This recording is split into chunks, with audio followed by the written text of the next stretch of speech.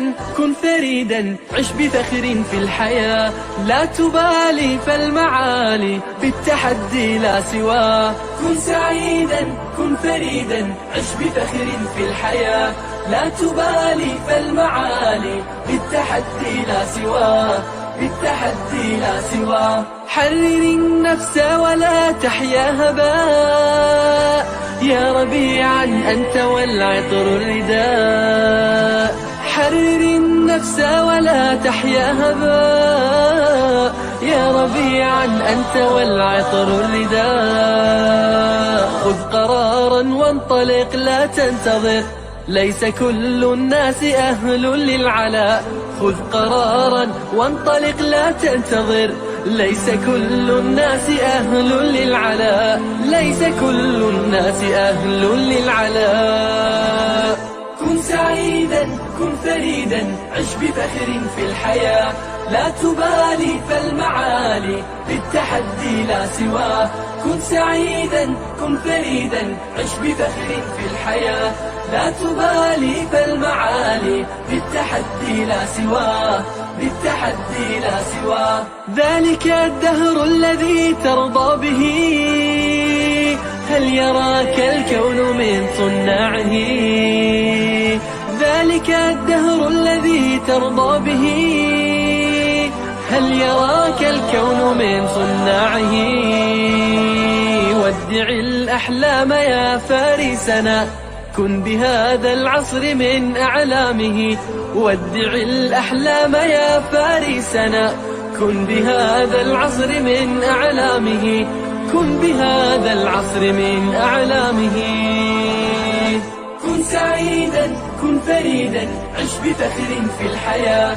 لا تبالي فالمعالي بالتحدي لا سواه كن سعيدا كن فريدا عش بفخر في الحياة لا تبالي فالمعالي بالتحدي لا سواه بالتحدي لا سواه إنما المشتاق للمجد التليد لن تراه مستكينا كالعبيد إنما المشتاق للمجد التليد لن تراه مستكينا كالعبيد إنه ليث البرايا ثابت يمتطي العز بعزم من حديد إنه ليث البرايا ثابت يمتطي العز بعزم من حديد يمتطي العز بعزم من حديد كن سعيدا كن فريدا عش بفخر في الحياة لا تبالي فالمعالي بالتحدي لا سواه كن سعيدا كن فريدا عش بفخر في الحياة لا تبالي فالمعالي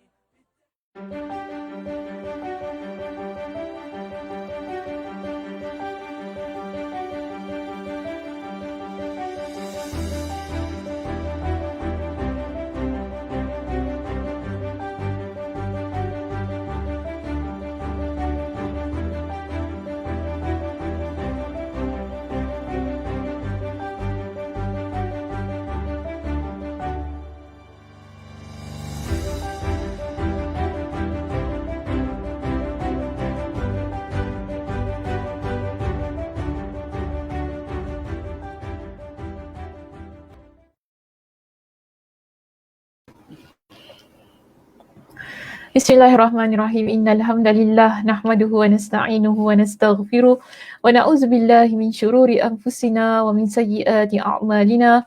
Man yahdihillahu fala mudhillalah wa man yudlilhu fala hadiyalah. Wa asyhadu an la ilaha illallah wahdahu la syarikalah wa asyhadu anna Muhammadan 'abduhu wa rasuluh. Amma ba'd. Rabbi shrah li sadri wa yassir li amri wahlul 'uqdatam min lisani yafqahu qawli. Rabbi zidni ilma warzuqni fahma. Allahumma inna nas'aluka ilman nafi'a wa rizqan tayyiba wa amalan mutaqabbala. Assalamualaikum warahmatullahi wabarakatuh. Apa khabar jemaah muslimah di Masjid Kampung Siglam? Okay, rasanya semua dalam keadaan yang sihat sejahtera hendaknya. Alhamdulillah ya.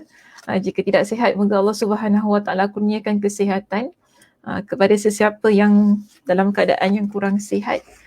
Mudah-mudahan Allah Subhanahu Wa Taala berikan kekuatan, dan alhamdulillah pada hari ini Allah Subhanahu Wa Taala juga berikan kepada kita dengan kelapangan masa untuk kita bertemu sekali lagi bagi menyambung perbincangan kitab kita Ad-Da' wa Ad-Dawa.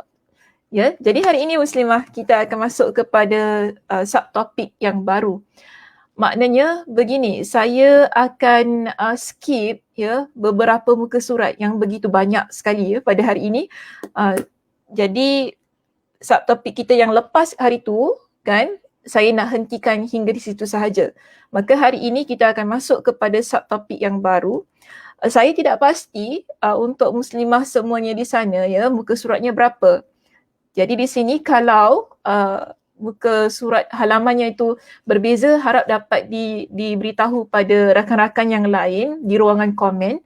Jadi mereka mudah ya untuk merujuk kitab mereka yang berbeza halamannya dengan halaman Ustazah. Jadi hari ini kita akan masuk kepada perbincangan berkaitan dengan kaitan ya antara ampunan Allah dan perintahnya. Jadi kalau untuk kitab Ustazah kita berada di halaman yang ke-60. Cuma jika berbeza cari subtopik yang I. Sebab hari tu subtopik kita mana ya? H. Jadi daripada H kita pergi kepada I. Tajuk I, okay, subtopik kita yang I di sini, I tu I lah. Okay. I ialah korelasi antara ampunan Allah dan perintahnya. Okay, korelasi antara ampunan Allah dan perintahnya. Jadi kalau untuk di skrin kita di sini, Ustazah letakkan kaitan lah kerana bahasa Melayu kaitan Okay, kaitan antara ampunan Allah dan perintah Allah. Halaman 60 di situ, kita di sini ada Nur Muhammad maklumkan kepada kita ada muka surat 57. Okay, 57. Terima kasih ya kepada Nur di atas makluman yang diberikan untuk jemaah yang lain. Jadi hari ini kita akan mulakan perbincangan daripada muka surat 57 atau muka surat 60. Topiknya sama, tidak kira sama ada halamannya ialah 57 atau 60, topiknya ialah topik yang I, tajuknya korelasi antara ampunan Allah dan perintah Allah. Okey, baik. Di sini saya nak baca terlebih dahulu perenggan kita yang pertama. Perenggan kita yang pertama di situ ya pada topik kita hari ini menyebutkan begini. Ramai orang yang jahil, ya, ramai orang yang jahil bersandar pada rahmat, ampunan dan kemurahan Allah sehingga mereka mengabaikan perintah Allah dan larangan Allah. Jadi ramai antara mereka yang begitu. Mereka menyandarkan ke diri mereka pada rahmat, pada ampunan Allah, pada kemurahan Allah, sehingga mereka mengabaikan perintah dan larangan Allah. Ini kita dah bincangkan pada minggu lepas. Berkenaan siapa? Mereka yang melakukan dosa tetapi ada angan-angan yang begitu tinggi yang mana mereka kata Allah itu maha pengampun. Buat dosa banyak-banyak tak apa. Nanti taubatlah. Lepas tu Allah ampunkan. Kemudian itu orang yang pertama begitu ya. Tapi kita ada orang yang kedua. Yang mana mereka ini bila dah bertaubat, mereka tidak ada satu keazaman untuk meninggalkan dosa tersebut. Tetapi mereka kata tak apa. Ni dah taubat, nanti kalau buat dosa, taubatlah lagi. Buat dosa taubat lagi. Allah tu kan maha pengampun. Jadi orang yang begini, mereka tidak ada inisiatif ataupun kita panggil mereka ni tidak ada usaha untuk mengekang ataupun menghalang diri mereka agar tidak melibatkan diri mereka kepada kemaksiatan. Dengan menyandarkan diri mereka kepada rahmat Allah, kan, kepada ampunan Allah dan juga kepada kemurahan Allah Subhanahu wa taala. Namun dalam masa yang sama, mereka ini mengabaikan perintah dan larangan Allah. Saya dah bincangkan pada minggu lepas, kita tak menafikan ya bahawa Allah Subhanahu Wa Taala Maha Pengampun. Allah Subhanahu Wa Taala Maha Pemurah. Kita tidak menafikan semua itu, betul. Ya, dan tidak ada mana-mana teks pun yang menafikan tentang hal tersebut. Cuma kadang-kala ada di kalangan kita, tak semua ya, jangan salah faham dengan statement saya ini. Okey, dan jangan salah faham dengan perbincangan yang dibawa oleh Imam Ibnul Qayyim dalam kitabnya. Tidak semua orang yang begitu, tetapi ada. Ya, ada yang orang yang mana mereka ini buat dosa, tidak melaksanakan perintah Allah, tetapi dalam masa yang sama mereka mengharapkan keampunan Allah, mereka mengharapkan rahmat Allah Subhanahu Wa Taala itu tadi. So itu dah kita jelaskan. Ya, yang mana kita sebutkan bahawa orang yang bertaubat, betul Allah Subhanahu Wa Taala ampuni dosa mereka. Tetapi adakah orang yang bertaubat yang mana dengan niat bila dia buat dosa lagi, iaitu yang dia nak buat dosa lagi, Allah Subhanahu Wa Taala pasti akan ampuni dia. Dan kita dah bincangkan tentang syarat-syarat taubat pada minggu lepas. Kan ada beberapa syarat taubat yang perlu kita ada dalam diri kita ini agar taubat kita menjadi taubatan nasuha. Itu taubat yang sebenar-benarnya. Jadi kalau kita taubat yang main-main, taubat yang main-main, so ini janganlah kita berangan untuk mendapatkan rahmat Allah, ampunan Allah dan kemurahan Allah itu. Sebab saya juga dah tekankan pada minggu lepas, Allah Maha mengetahui apa yang ada pada hati kita. Dan Allah Maha mengetahui apa rencana dan plan kita untuk masa akan datang. So kalau kita taubat main-main, yang mana kita kata tak apa, aku taubat nanti buat lagi, lepas tu taubat lagi. Ini maknanya main-main. Yang kita bincangkan ya berkenaan dengan hadis-hadis pada minggu lepas berkenaan dengan orang yang bertaubat, Allah Subhanahu Wa Taala ampunkan, ialah mereka yang benar-benar taubat. Tapi kemudiannya ada beberapa keadaan yang mana mereka itu melibatkan diri mereka dalam perkara yang dosa. So itu juga saya dah tekankan bahawa kita sebagai anak Adam tidak akan terlepas daripada melakukan dosa. Di dalam keadaan yang kita tidak terlepas daripada melakukan dosa itu, kita ada tanggungjawab. Kita ada kewajipan untuk bertaubat kepada Allah. Tapi bukan dengan cara yang mana kita taubat, lalu kita kata apa, tak apa, nanti lepas ni buat dosa lagi lah. Lepas tu kita taubat lagi. Bukan begitu caranya. Okay, so orang-orang yang begini bermakna apa? Mereka ini mengabaikan perintah Allah, mereka mengabaikan larangan Allah. Sebab itu muslimah, lihat pada ayat yang seterusnya ya dalam kitab kita, Imam Ibnul Qayyim kata apa? Mereka lalai terhadap siksa Allah yang amat pedih.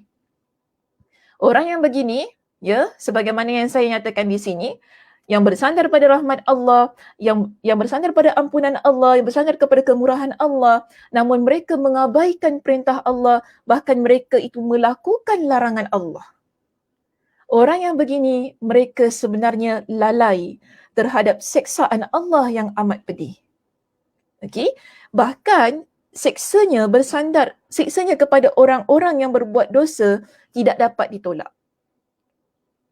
Orang yang melakukan dosa, dia tidak bertaubat. Boleh kita tolak hukuman yang akan Allah Subhanahu Wa Taala timpakan ke atas mereka? Sebab nasnya jelas. Ya, nas Al-Quran, hadis Nabi SAW jelas menunjukkan kepada kita orang yang berbuat baik, Allah Subhanahu Wa Taala akan balas kepada mereka dengan balasan yang baik. Namun jangan lupa, orang yang melakukan perbuatan dosa, yang dia melakukan perbuatan-perbuatan buruk, maka balasannya pastilah buruk daripada Allah Subhanahu Wa Taala. Jadi kalau kita buat dosa melalaikan perintah Allah Subhanahu Wa Taala, lalu kita menyandarkan diri kita dengan tak apa, Allah tu Maha Pemurah, buatlah dosa, kan? Muslimah buatlah dosa, muslimah, Allah tu Maha Pemurah, tak apa, lepas tu boleh taubat. Kita cakap gitu boleh? Tak boleh. Sebab ia sudah terkeluar daripada perbincangan nas-nas yang ada dalam Al-Quran dan hadis Nabi SAW. Sebab itu ya, orang yang bersandar pada ampunan Allah tetapi dia terus-menerus melakukan dosa, dia layaknya seorang pembangkang. Orang yang membangkang apa yang seharusnya dia tidak lakukan tapi dia buat juga. Kan? Sebab itu Imam Ibn Qayyim labelkan dia sedemikianlah, letakkan dalam kategori begitu. Layaknya sebagai seorang yang pembangkang. Di sini ya, di bawah itu ya muslimah, kita ada beberapa pendapat lah yang telah dipetik oleh Imam Ibn Qayyim Al-Jauziyah untuk beliau letakkan dalam perbincangan ini. Beliau kata begini, ada seorang ulama namanya Ma'ruf yang beliau berkata, harapanmu terhadap rahmat zat yang tidak kamu patuhi merupakan kebodohan dan kehinaan. Kita maksud begini muslimah, kita sekarang ni kita mengharapkan rahmat Allah, kita harapkan keampunan Allah, tetapi kita buat dosa. Kan? Sebab tu dia kata itu adalah bentuk kebodohan kita. Satu bentuk yang menunjukkan kehinaan diri kita. Senang macam inilah. Saya nak bagi contoh mudah. Kita drive kereta muslimah, kita tak nak kena saman. Kan? Tak nak kena saman. Tak mahu dapat surat saman dan sebagainya. Tapi kita langgar undang-undang. Betul tak? Langgar traffic light ke apa semua kan, langgar semua, kelajuan semua tak ikut, lampu merah pun main jalan ke apa. Tapi tak nak kena saman. Dah kena saman, tak puas hati. Kenapa saya kena saman ni? Macam tu kan. So inilah dia kata merupakan satu bentuk kebodohan dan kehinaan. Kalau tahu tak nak ditimpa dengan azab Allah, tapi kenapa buat? Kenapa buat? Kita nak harap, janganlah saman apa, takkanlah tak boleh nak bagi. Tak boleh cakap gitu. Undang-undang tetap undang-undang. Perlu dilaksanakan. Cuma okey, kalau saya nak kata gini lah, kita kadang-kadang undang-undang dunia kita takut tu tak? Takut yang kita ni kan, nanti buat ni kena fine, nanti buat ni kena fine. Kita tak buat. Tapi bila masuk kepada undang-undang Allah, apa ramai antara kita yang tak pernah mengindahkan azab, siksaan yang Allah Subhanahu Wa Taala janjikan kepada kita. Sedangkan janji Allah itu pasti. Ya, janji Allah itu pasti. Bila Allah kata gini, inilah. Tidak ada yang boleh mengubah melainkan atas rahmat Allah Subhanahu Wa Taala. Jadi kita ni sekarang, kalau kita betul menyandarkan diri kita kepada rahmat Allah, kepada keampunan Allah, kepada kemurahan yang Allah Subhanahu Wa Taala miliki, ya, mengapa kita tidak melakukan perbuatan-perbuatan untuk mendapatkan rahmat Allah, mendapatkan keampunan Allah dan mendapatkan kemurahan Allah Subhanahu Wa Taala? Kalau kita buat perkara yang sebaliknya, wajarkah kita menjadi hamba Allah yang mendapatkan semua itu tadi? Maka sebab itu mereka yang bijak, mereka dapat berfikir dengan baik. Ketika mereka bertindak, dalam kehidupan mereka ini, sebagai seorang muslimah, kita dapat bertindak dengan baik. Kerana apa? Kita memahami tentang balasan-balasan yang Allah Subhanahu Wa Taala sediakan untuk kita. Jadi muslimah, cuba lihat pada perenggan yang berikutnya dalam kitab kita ini. Ya, disebutkan begini, sebahagian ulama mengatakan siapa saja di antara kalian yang terpotong tangannya di dunia kerana mencuri 3 dirham, janganlah pernah merasa aman. Dia terpotong ya tangan dia. Dia dah curi tapi tangan dia terpotong. Bukan sebab dia kena hukum hudud, tidak, tapi tangan dia terpotong. Mungkin sebab dia main pisau apa terpotong kan. Dia sebab mungkin saja hukumannya di akhirat nanti benar-benar akan setimpal dengan perbuatan tersebut. Jangan dah mencuri, kemudian bila tangan tu dah terpotong, kita rasa tangan aku dah terpotong, nanti ke akhirat tak kena potong lagi. Tak, bukan begitu maksudnya. Kerana kita tak boleh lawan kekuasaan Allah Subhanahu Wa Taala. Ya, seterusnya ada yang berkata kepada Al-Hasan, kami melihatmu banyak menangis. Dia menjawab, aku takut Allah melemparkan aku ke dalam neraka sedangkan dia tidak peduli. Ini orang yang bercakap ni semua orang yang Masya Allah Tabarakallah ya muslimah. Dia bukan orang macam kita lah. Maaf saya kata gitu. Bukan orang macam kita ni kan. Ni semua Mereka-mereka yang menangis, yang takut dengan azab Allah di kalangan, maksud saya generasi yang terbaik yang Nabi sebut. Kan ada generasi yang terbaik yang Nabi kata mereka adalah golongan yang terbaik. Sesudah aku dan sesudah aku. Generasi-generasi yang begini.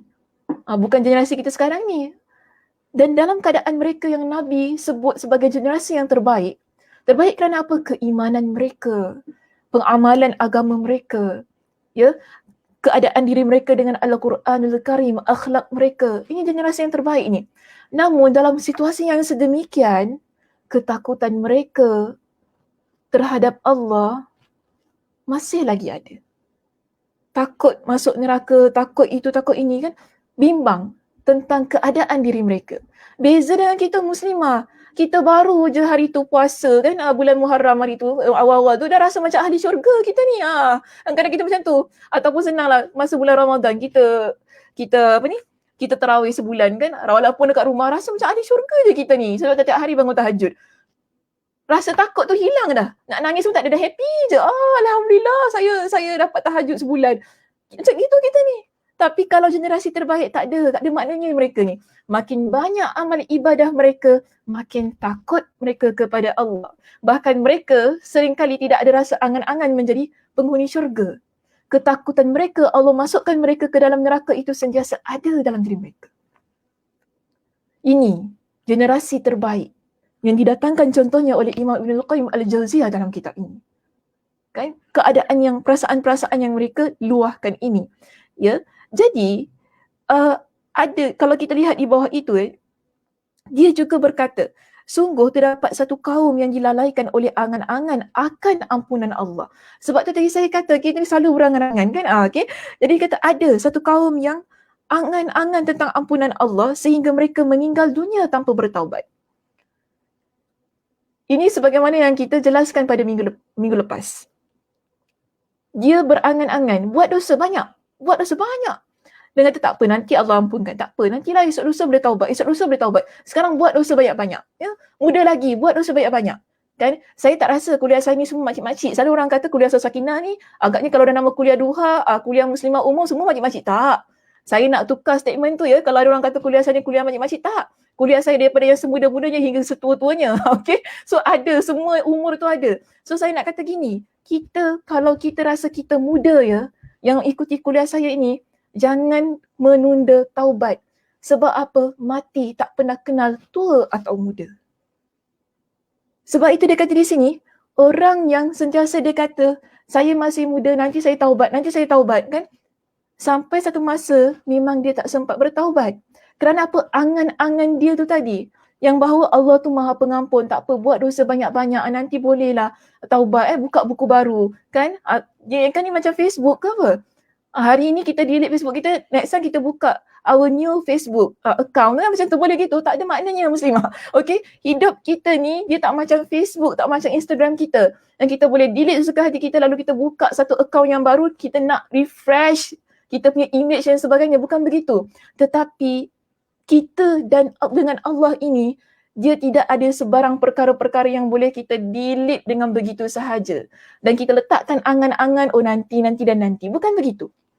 So kalau kita tahu kita buat dosa, cepat-cepat bertaubat kepada Allah dengan satu keazaman, saya tidak mahu mengulangi apa yang saya buat. Saya tidak mahu dengan satu penyesalan, dengan satu keinginan yang kuat, tidak mahu mengulangi. Itu orang yang bertaubat. Tapi kalau kita tunda, akhirnya bimbang-bimbang, tak sempat langsung kita bertaubat.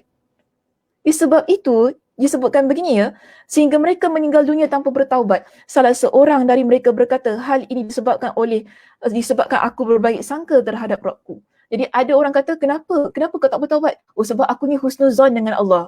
Sedap jawapan kita. Sedangkan aku ni husnuzan pada Allah. Dan apa dia kata, ini merupakan kenyataan yang dusta. Kenyataan yang mengatakan saya husnuzan dengan Allah, sebab tu saya tak taubat lagi. Allah tu kan Maha Pengampun. Ini adalah statement ataupun kenyataan yang dusta. Kerana apa? Sekiranya orang itu benar-benar dia bersangka baik kepada Allah, tentulah dia akan memperbaiki amalnya. Itu yang betul. Kalau betul kita ni muslimah, seorang muslimah yang bersangka baik kepada Allah, ya, kita pasti akan memperbaiki amal soleh kita. Dosa kita taubat. Takut dalam hati kita ni buat dosa, takutnya kita cepat-cepat bertaubat kepada Allah dengan satu keadaan, saya tak nak ulangi lagi, saya serik dah, taubat dah tak nak buat lagi. Begitu keadaannya. Bukan dengan tak apa aku sangka baik dengan Allah, Allah mesti ampunkan aku. Bukan begitu. Sebab kalau betul kita ni ada sangka baik, husnuzan yang tinggi terhadap Allah, kita akan jadi seorang muslimah yang sentiasa berusaha meninggalkan kemaksiatan. Dan juga apa?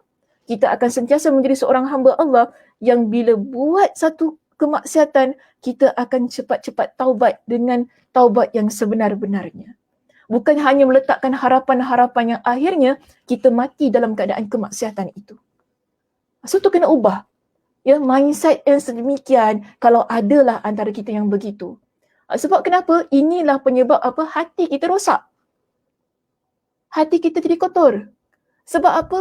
Ada kemaksiatan. Ada benda-benda yang salah kita lakukan. Yang akhirnya bimbang, hati kita jadi keras. Bila dia jadi keras, letak apa pun lah. Susah nak lentur. Sebelum dia jadi keras, yang menyebabkan sukar untuk dilentur, walaupun dengar ayat Al-Quran macam mana sekalipun, memang tak load dah dia. Sebab apa? Dah keras dah dia. Sebelum jadi sedemikian, lebih baik cepat-cepat kita usaha, ya, untuk bersihkan hati itu kembali. Bagaimana? Taubat kepada Allah. Jangan hanya meletakkan angan-angan yang tinggi Allah itu akan ampuni kita, tapi tak bertaubat. Bukan begitu. Buat taubat tu sungguh-sungguh. Dan iringi dengan amal soleh yang sebanyak-banyaknya. Ikhlas untuk Allah. Buat amal-amal ini. Bukan hanya dengan berangan, nantilah. Tak apa, nantilah saya buat amal soleh. Nantilah puasa. Nantilah qada. Nantilah solat. Nanti semua nanti. Nak tunggu seru? Tak apalah, saya tak tahulah. Itu ayat orang Melayu ya. Tak apa Ustazah, saya tunggu seru lah. Nanti baru saya buat. Okey. Tak apa. Bimbang-bimbang seru lain yang datang. Tu kan yang dia kata malaikat maut. So kita kalau begitu, seruan yang begitu yang datang memanglah tidak ada, orang kata, tidak ada jalan kembali. Tidak ada jalan kembali. Maksudnya, kalau malaikat maut datang, kejap kau boleh tunggu kejap tak? Give me 5 minutes. Boleh cakap gitu? Tak ada. Kita tak ada boleh negotiate pun dengan dia. Kau boleh bagi aku 5 minutes sekejap lagi lah. Okay, bagi aku taubat dulu. Sebab aku belum sempat taubat. Ingatkan tak taubat semalam. Rupanya hari ni pula kau datang. Ada begitu? Tak ada. Maknanya kita nak buat begitu muslimah. Kita kalau mati-mati je gitu. Kan? Dia begitu keadaannya. Jadi sebelum kita menyesal dengan sesuatu yang kita dulu angan-angankan, maka lebih baik ubah. Ya, kalau ada lifestyle kita yang tak berapa baik, ubah lifestyle itu. Kalau ada satu perbuatan akhlak diri kita, sifat perangai yang tak baik itu ubah. Cepat-cepat ubah. Jangan tunggu nanti. Sebab apa? Sekali lagi nak tekankan, mati tak pernah tunggu nanti. Okey? Sebab di sini muslimah, kalau kita lihat dalam perbincangan kitab kita, ya, banyak peringatan yang telah Nabi SAW berikan kepada kita. Peringatan-peringatan yang dahsyat berkenaan dengan orang yang melakukan dosa. Jadi persoalannya begini, kalau kita tak buat perintah Allah, ya, bahkan kita terus-terusan buat perkara dosa, bagaimana kita ni senang-senang kita boleh sandarkan diri kita kepada keampunan Allah, rahmat Allah dan kemurahan Allah itu tadi. Sedangkan banyak dalam hadis Nabi SAW menunjukkan bahawa orang yang melakukan dosa tidak terlepas daripada azab Allah Subhanahu Wa Taala. Jadi dalam kitab kita Imam Ibn Al-Qayyim datangkan kepada kita dengan contoh-contoh untuk memberikan peringatan kepada diri kita ni muslimah. Ada dosa yang kita buat, taubatnya perlu disegerakan. Sebab azabnya amat dahsyat. Jadi kalau cuba rujuk pada muka surat 61. Ya, kalau tadi kata ya, muka surat 57 mungkin 58 lah ya setelah itu. Okey. So, cuba rujuk pada muka surat 61. Kita ada sebuah hadis daripada As-Sahihain. Okay, disebutkan dalam As-Sahihain dari Usamah bin Zaid radhiyallahu an. Dia mengatakan bahawa dia pernah mendengar Rasulullah sallallahu alaihi wasallam bersabda. Jadi Usamah bin Zaid ini dia ceritakan tentang sabda Nabi sallallahu alaihi wasallam. Apa sabda Nabi sallallahu alaihi wasallam? Ya, kita lihat di sini. Dalam kitab kita juga ada ya, Muslimah. Siapa yang ada kitabnya boleh rujuk.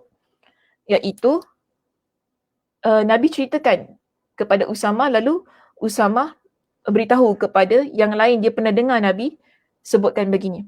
Yuja'u birrajuli yawmal qiyamah fayulqa finnar fatandaliqu aqtabuhu finnari fayaduru kama yadurul himaru birahahu fayajtami'u ahlun nar fayajtami'u ahlun nari alaih fayaqulun ay fulanu ma sya'nuk alaysa kunta ta'muruna bil ma'ruf wa tanhana 'anil munkar qala kuntu amurukum bil ma'ruf wa la atihi wa anhaakum 'anil munkari wa atihi. Ini yang orang ini lakukan sehingga dia mendapat azab yang sedemikian. Apa dia Ustazah tak faham? Okey. Faham, saya faham, tak faham. Baik, kita lihat di sini terjemahannya. Pada hari kiamat akan dihadirkan seseorang yang kemudian dia dilemparkan ke dalam neraka. Bagaimana keadaan dia ketika dilemparkan ke dalam api neraka itu? Isi perutnya keluar dan terburai. Na'udzubillahi min dzalik. Isi perutnya keluar dan terburai hingga dia berputar-putar bagaikan seekor keldai yang berputar-putar menarik mising gilingnya. Pernah tengok donkey yang ditugaskan untuk mengelilingi mesin dulu-dululah kan, macam itulah keadaannya kan. Mungkin pernah tengok kat TV ke apa kan, keadaannya begitu. Jadi penduduk api neraka berkumpul sekeliling dia. Okey, mereka pun tanya dengan orang ni yang sedang pusing-pusing tu kan, seperti seekor keldai tadi menarik mesin giling tu. Mereka tanya, wahai fulan, apa yang terjadi dengan engkau? Bukan ke dulu, maknanya orang kenal dia ni. Orang kenal dia dulu ni. Kan bukan dulu engkau orang yang memerintahkan kami buat yang makruf. Bukan ke dulu engkau suruh kita buat baik? Kemudian kau pun suruh kita tinggalkan perkara-perkara yang jahat. Maknanya dia orang yang masyhur ni muslimah, lelaki ini. Yang dikenali ramai. Sebab itu diorang tanya dia. Sebab diorang tahu apa dia punya tugas dia ketika dia di dunia. Jadi orang itu berkata, aku memang perintahkan kalian agar berbuat makruf. Tapi masalahnya aku sendiri yang tidak buat apa yang aku perintahkan. Dan aku betul, aku memang melarang kalian buat perkara yang mungkar. Tapi masalahnya aku yang buat benda tu.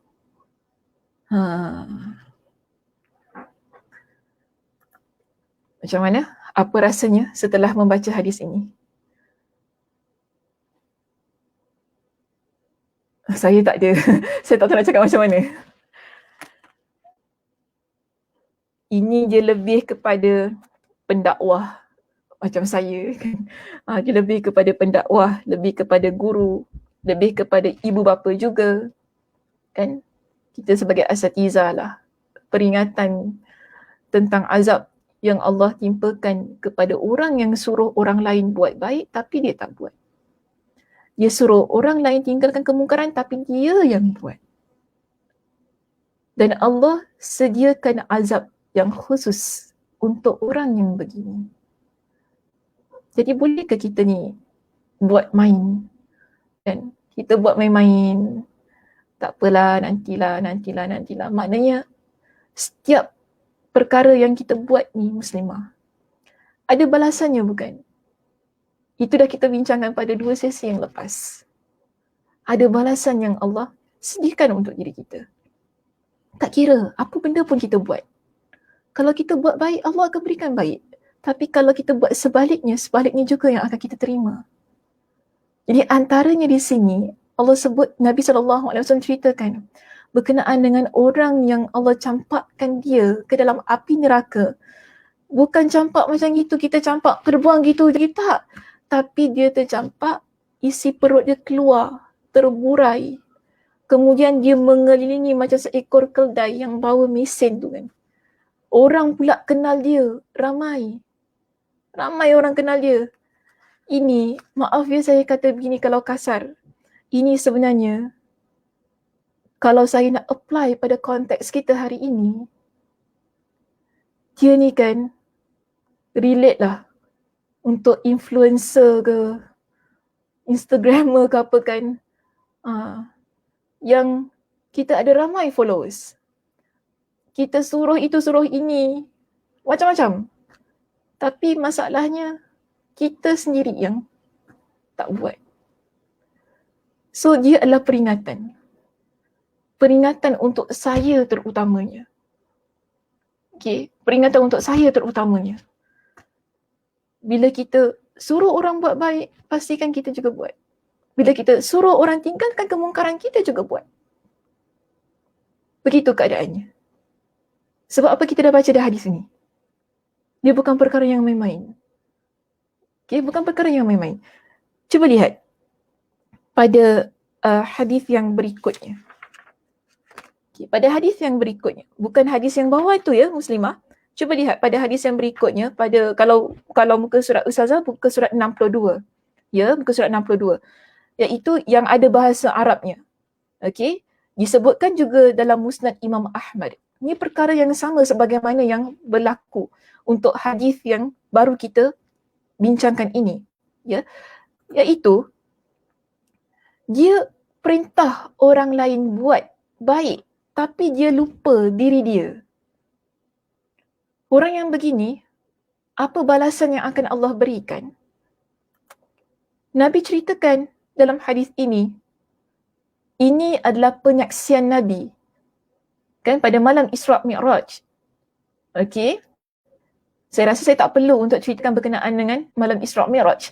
Tetapi peristiwa ini ataupun apa yang Nabi lihat ini, dia adalah real, bukan mimpi ke apa ya, bukan begitu. Tapi dilihatkan kepada Nabi SAW dalam keadaan yang sedar.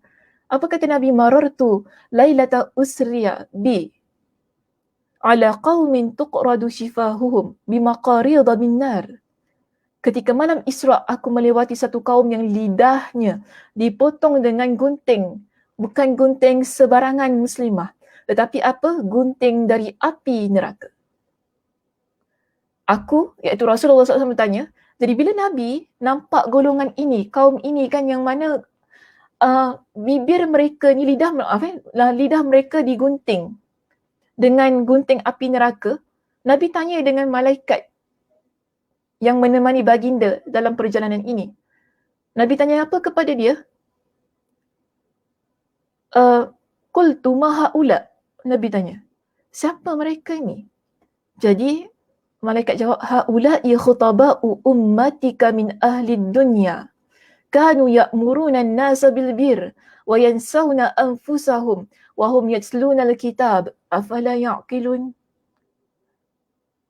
Malaikat jawab pertanyaan Nabi tadi, mereka adalah umatmu di dunia. Mereka memerintahkan kebaikan pada orang-orang, namun melupakan diri mereka sendiri padahal mereka membaca Al-Quran. Tidakkah mereka berfikir? Jadi ada azabnya untuk mereka yang memperlekehkan ataupun meremehkan hal ini. Ya, sebab tu saya kata tadi, dia bukan perkara yang boleh kita sekadar anggap tak apalah, aku dah berdakwah ni kan, aku dah jadi influencer lah contohnya kan, aku dah tunjuk orang pada baik, suka hati korang nak buat ke korang tak nak buat tu korang yang pasal lah. Aku pun sama jugalah, yang penting aku dah tunjuk, yang penting aku dapat likes ke apa kan, aku dapat ramai followers lah, okey lah sudah. So aku nak buat tak buat tu suka hati aku lah. Allah tu kan maha pengasih, Allah tu maha penyayang, yang penting Allah tu tahu aku ni macam mana. Boleh gitu? Dia tak semudah itu. Tak semudah itu. Ya. Ada amanah dan tanggungjawab yang begitu berat dipikul oleh bahu orang yang begini. Yang dia bawa hingga ke akhirat. Sehingga Nabi pesan dengan peringatan-peringatan yang itu tadi agar kita tidak lupa. Allah Subhanahu Wa Ta'ala, ya, dalam keadaan kita hidup ni kan, Allah Subhanahu Wa Ta'ala Maha melihat, Maha mengetahui apa yang kita lakukan. Kita boleh bersembunyi di alam maya Muslimah. Kan? Sekarang hidup kita ni, kita ramai yang bersembunyi di belakang skrin. Saya sekarang ada backstage saya pun ada orang tengah tengok ni. Kan? Kita boleh sembunyi di belakang. Okay? Orang tak tahu kita macam mana dan sebagainya. Tapi dengan Allah tak ada maknanya backstage ataupun behind the scenes. Tak ada maknanya. Allah tu maha mengetahui kita ni bagaimana. Jadi jangan buat main tentang hal yang begini. Ya, jangan buat main tentang hal yang begini. Jangan suka-suka hati nak sandarkan diri kita pada rahmat Allah, pada kemurahan Allah, pada ampunan yang akan Allah berikan kepada kita. Dia tak semudah itu. Kita kalau betul, saya nak balik pada statement tadi pada awalnya yang Imam Ibn Al-Qayyim sebutkan kepada kita. Kalau betul kita nak keampunan, kita nak rahmat Allah, usaha ke arah itu, bukan usaha yang sebaliknya. Kalau usaha yang sebaliknya memang tak, orang kata tak ada. Kan? Kita dapat perkara yang lain. Setimpal dengan usaha kita. Kalau kita buat baik, pasti Allah akan balas dengan kebaikan. Sebab itu, cuba lihat pada hadis kita yang berikut dalam kitab ini, Muslimah. Okey. Nabi ingatkan tentang satu lagi perkara. Iaitu hadis ini daripada sahabat Nabi bernama Anas ibn Malik. Dia kata Nabi SAW bersabda, "Lamma urija bi marartu biqaumin lahum azfarun min nuhasin yakhmushuna wujuhahum wa sudurahum." Rasulullah SAW bersabda, ketika aku dinaikkan ke langit, maaf saya tersilap taipan di situ. Ketika aku dinaikkan ke langit, iaitu dimi'rajkan. Sekali lagi ya Muslimah, peristiwa ini berlaku ketika Isra' dan Mi'raj. Ya, tadi pun sama juga hadisnya.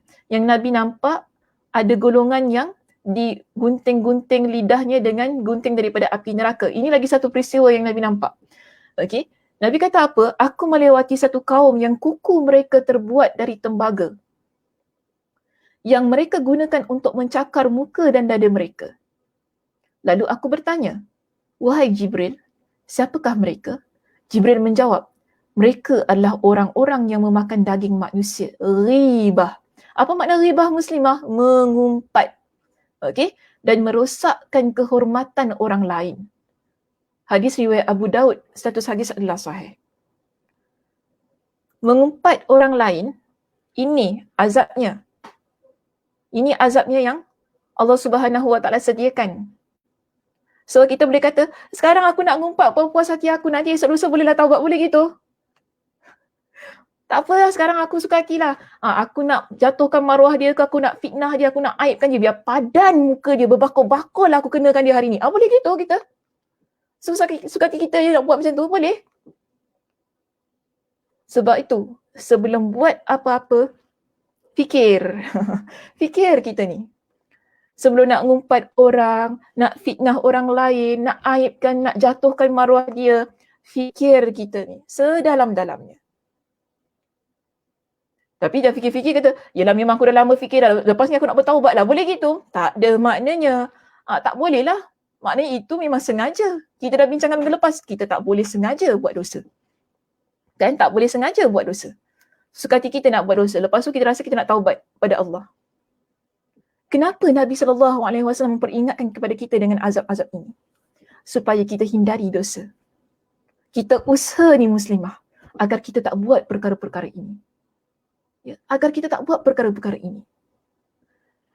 Dalam neraka, cakar muka sendiri, cakar dada sendiri ni. Kita buat sendiri benda tu. Kenapa kita ngumpat orang lain? Kita aibkan orang lain. Kita buat begitu ni Muslimah. Allah berikan azab yang sedemikian. Ia peringatan untuk diri kita supaya apa? Jangan ngumpat orang. Jangan jatuhkan air muka orang lain. Kita kadang-kadang ikut perasaan tau. Kan kita ikut hati kita ni. Kita sakit hati dengan dia, kita benci dia, tak suka dia apa. Sebab tu kita buat ikut suka hati kita juga. Kita buat ikut suka hati kita juga. Tak apalah. Biar padan muka dia. Aku dah cakap dah hari tu. Depan orang ramai aku cakap. Biar semua orang tahu. Biar jatuh air muka dia. Kita buat gitu sebab apa? Kita memang sengaja. Jadi ini menunjukkan apa? Hati kita tak bersih. Hati kita ada problem. Seorang Muslimah, bila dia dah baca hadis ini, ya, jika betul-betul dia ni menghayati, dia ambil hadis ini, dia pegang, saya kata Masya Allah Tabarakallah, dia akan jadi seorang muslimah yang takut untuk buat perkara-perkara ini. Walaupun dia rasa dia nak ikutkan rasa dia tu. Dia nak ikutkan, aku ni kalau ikutkan hati memang, aku kalau ikutkan hati memang kena dia tu. Tapi kenapa kita tak buat? Kerana kita tahu akibatnya lebih dahsyat daripada memuaskan hati sendiri. Sebab itu, kita ni jangan berangan. Saya ulang sekali lagi, kita jangan berangan sebab kita suka berangan ni muslimah. Jangan berangan kan, kalau gini gitu gini kan, jadi ahli syurga lah, insya-Allah bagus ya gini ya, berangan tapi tak buat baik. Nampak tak? Berangan nak masuk syurga tapi ngumpat orang lain. Berangan nak masuk syurga tapi aibkan orang lain. Boleh kita buat gitu? Dia contradict, makna dia kita buat yang tak kita buat sesuatu yang bertentangan dengan apa yang kita inginkan. Jadi kalau betul, ya, kita nak jadi muslimah ahli syurga, usaha. Bukan sahaja kata kita ni terlepas daripada dosa muslimah bila kita nak jadi ahli syurga, tidak. Kita pernah bincangkan, tidak ada antara kita yang akan terlepas daripada dosa. Kita ada buat dosa, itu yang Nabi sebutkan. Nabi kata apa? Kullu bani Adam khata'. Setiap anak Adam mereka ada melakukan dosa. Namun sebaik-baik mereka yang melakukan dosa siapa? Ialah mereka yang bertaubat kepada Allah. Tapi bukan sebab dosa yang dia buat tu dia plan. Dia sengaja, bukan begitu. Maknanya dosa itu memang dia, yelah dah terbuat macam mana taubat kepada Allah dengan sebenar-benar taubat dengan penyesalan yang sesungguh-sungguhnya. Begitu. Jadi, kalau betul kita benar-benar nak didik diri kita, nak bersihkan hati kita kan, betul-betul nak cari penawar bagi hati kita yang banyak sangat keledak ni, yang banyak sangat keledak dalam hati ni, usaha buat amal soleh. Tinggalkan perkara-perkara yang negatif tadi kan, benda-benda yang buruk tadi. Sebab tu kita belajar muslimah, sebab tu kita baca hadis-hadis yang begini. Bukan ustazah nak takut-takutkan. Ya, bukan ustazah nak takut-takutkan, tidak. Agama kita bukan berdasarkan kepada satu teori yang menakut-nakutkan penganutnya, bukan begitu. Tetapi kita nak jadikan hadis yang kita baca ini sebagai satu motivasi pada diri agar jadi seorang hamba yang solehah. Begitu. Yang baik dengan ramai orang. Ya, baik dengan semua orang. Yang menjaga akhlaknya, yang menjaga kepribadian dirinya sebagai seorang muslimah yang baik. Begitu. Bukan kita nak takut-takut, sengaja takut-takut dengan orang gitu gini kan. Kita bukan cita-cita hantu. Kau jalan situ nanti nampak nenek kebayang. Bukan gitu. Tak ada maknanya kita ni nak takut dengan orang, nanti kat neraka kena gitu kena gini. Tidak. Tapi ini adalah hadis-hadis peringatan supaya apa? Kita jadi seorang muslimah yang tinggalkan perbuatan-perbuatan yang buruk. Untuk apa? Agar bahagia hidup kita, bahagia juga insan di sekitar kita. Ya begitu. Kan? Sebab itu muslimah, kita ni Nabi ajarkan kepada kita dengan doa. Ya. Doa ini ada dalam kitab kita. Pada perenggan yang berikut. Dalam hadis ini, di sini saya tak sebutkan hadisnya secara penuh. Ya. Tapi dalam kitab kita ada hadis yang penuhnya. Doa ini Nabi baca. Nabi sering baca doa ini. Bila kita kata Nabi sering baca doa ini, doa yang Nabi tidak tinggalkan. Tu ya muqallibal qulub, thabbit qalbi ala dinik.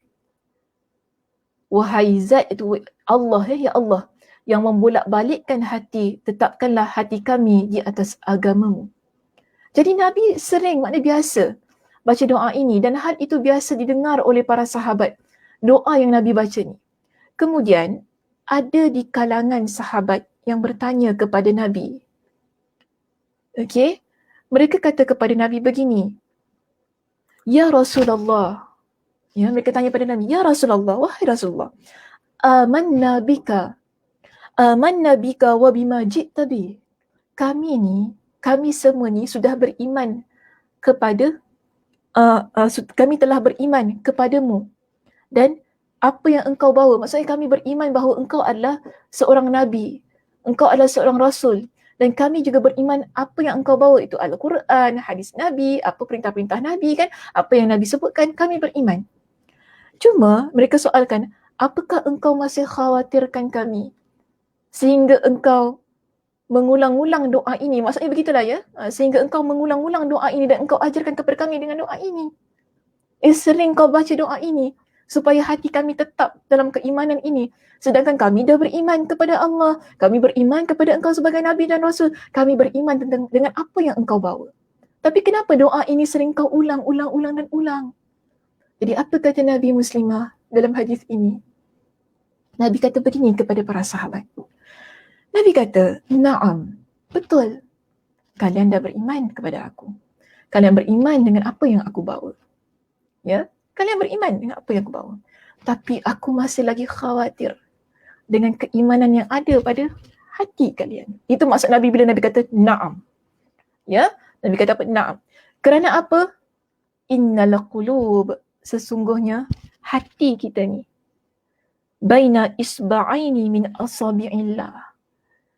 Nabi kata ia berada di antara dua jari dari jari-jari Allah. Yuqallibuha kaifa yasha. Allah membolak-balikkannya sesuai dengan kehendaknya. Dia berbolak-balik hati kita ni. Ya. Hati kita ni berbolak-balik. Dan Allah Subhanahu Wa Taala memang jadikan hati kita begitu. Dan di sini itulah tugas kita sebagai hamba Allah untuk doa minta kepada Allah. Hari ini kita sudah bertaubat. Kita dah tinggalkan perkara-perkara maksiat. Kita dah usaha untuk jadi seorang muslimah yang salihah, muslimah yang hati kita bersih. Kita usaha ni sekarang ni. Sebab itu kita kena minta kepada Allah. Nabi yang memang confirm ahli syurga ni muslimah tak pernah tinggalkan doa ini. Kalau Nabi tak pernah tinggalkan doa ini, kenapa kita tinggalkan doa ini? Ini persoalan yang ingin saya tinggalkan pada hari ini. Kenapa kita tak amalkan doa ini? Kita minta kepada Allah, tetapkan hati kita dalam keadaan kita beriman kepada Allah. Kita beramal soleh. Kita tinggalkan maksiat-maksiat, kita tinggalkan dosa. Minta Allah bantu kita tetapkan kita dalam keadaan yang begitu. Itu seharusnya kita. Bukan kita mudah-mudah buat dosa, kita sandarkan diri kita pada ampunan Allah itu tadi. Ya, dia sandarkan diri kita pada apa? Rahmat Allah. Tak apa. Dulu saya ingat lagi ya. Ada orang cakap gini pada saya. Tak apalah nak, muda lagi.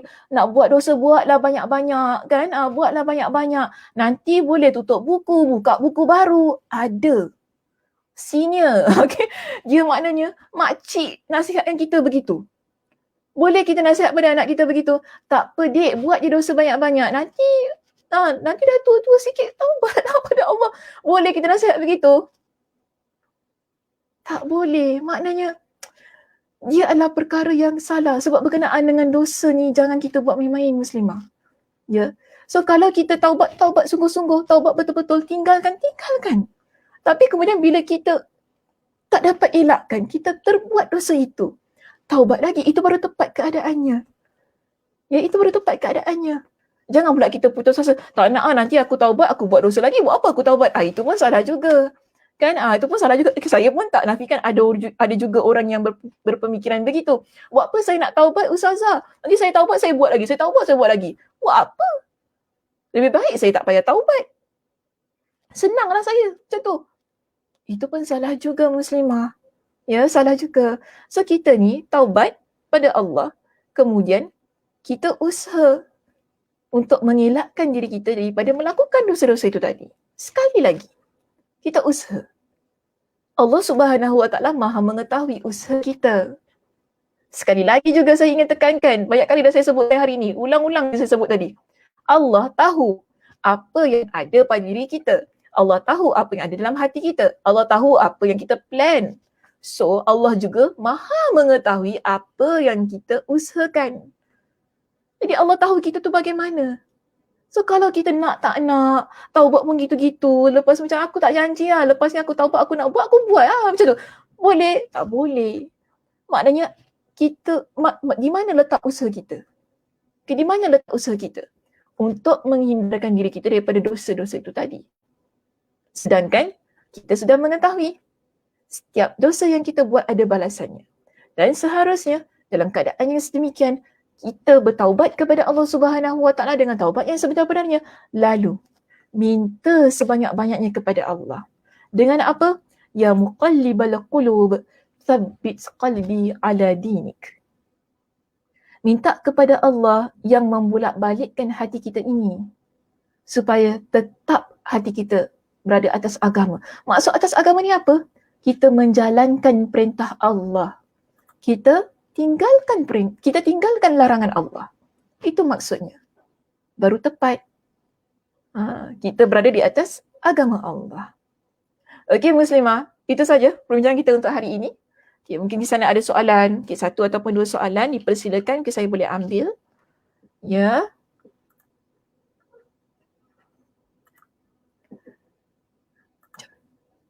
Lupa nak tutup.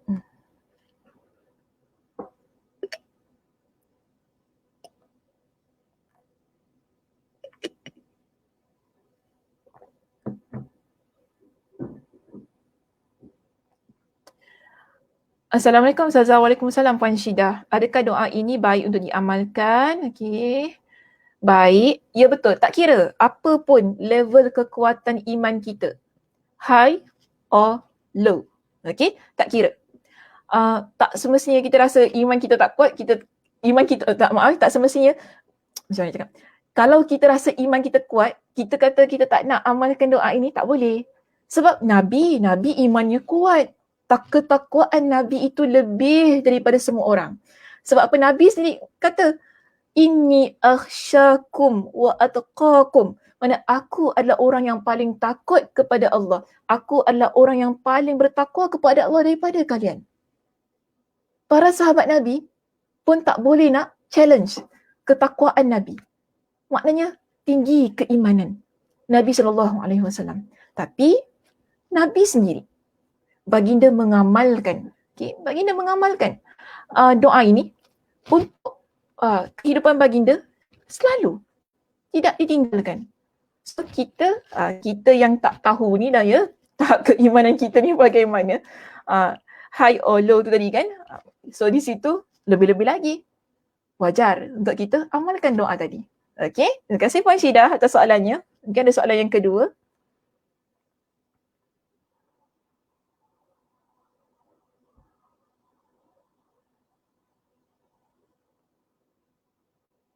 Tidak ada.